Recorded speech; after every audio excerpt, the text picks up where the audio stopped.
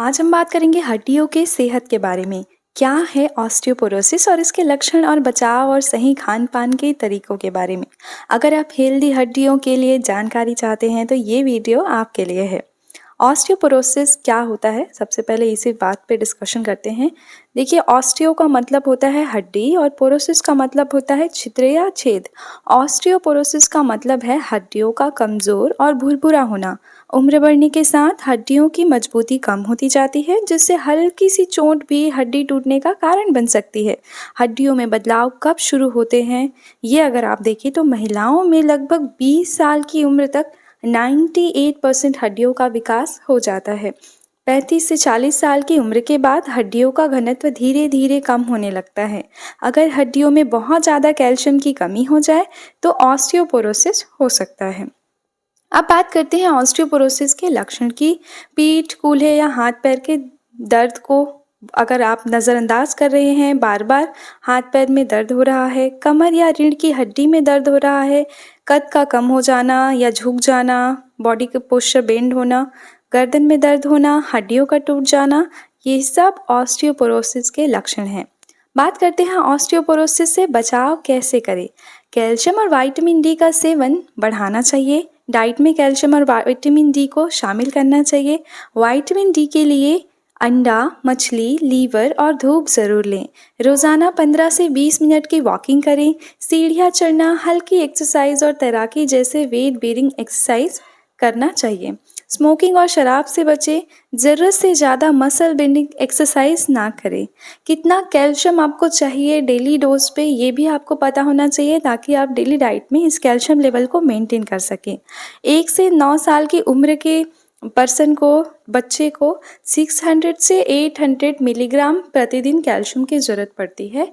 10 से 17 साल के एडल्ट्स को 1000 मिलीग्राम कैल्शियम की प्रतिदिन आवश्यकता होती है।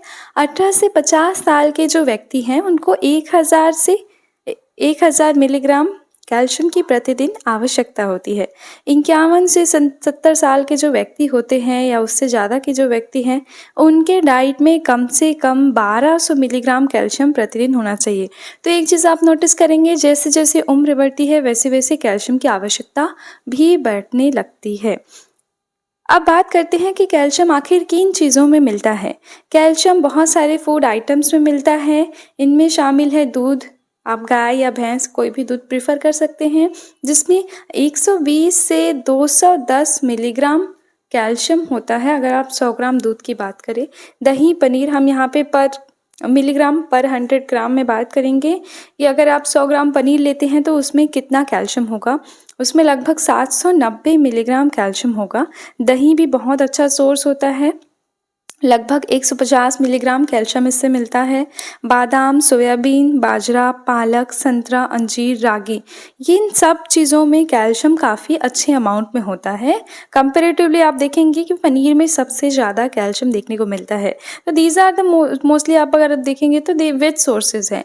नॉन वेज सोर्सेज में जाएंगे तो नॉन वेज सोर्सेज में डायरेक्ट जो मीट खाते हैं, चिकन खाते हैं, फ़िश खाते हैं, उनको कैल्शियम काफ़ी एक्सेस अमाउंट में, काफ़ी सफिशिएंट अमाउंट में मिलता है।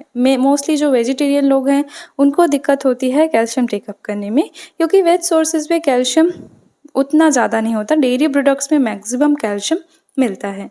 टी स्कोर की बात करते हैं। आखिर टी स्कोर क्या होता है? जब आप ऑस्टियोपोरोसिस की बात करते हैं या हड्डियों के घनत्व की बात करते हैं तो टी स्कोर एक डायग्नोस्टिक टेक्निक होता है जिसके ज़रिए पता चलेगा कि हड्डियों में कितनी छिद्रता बन गई है, कितना छेद बन गया है और हड्डियों का घनत्व कैसा है, आप ऑस्टियोपेनिक है या ऑस्टियोपोरोसिस की कंडीशन में पहुंच चुके हैं। अगर टी स्कोर -1 तक आता है तो कंडीशन नॉर्मल है।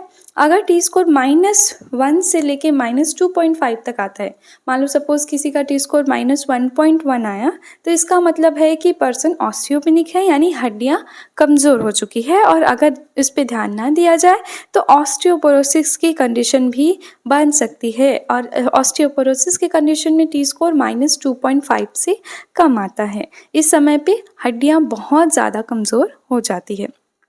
तो ओवरऑल कहें, अपनी हड्डियों की सेहत का आप ध्यान रखें, सही खान-पान, नियमित एक्सरसाइज़ और धूप लेवे। अगर कोई हड्डियों में दर्द या फिर आप कोई भी लक्षण देख रहे हैं, तो आप डॉक्टर से ज़रूर चेकअप कराएँ।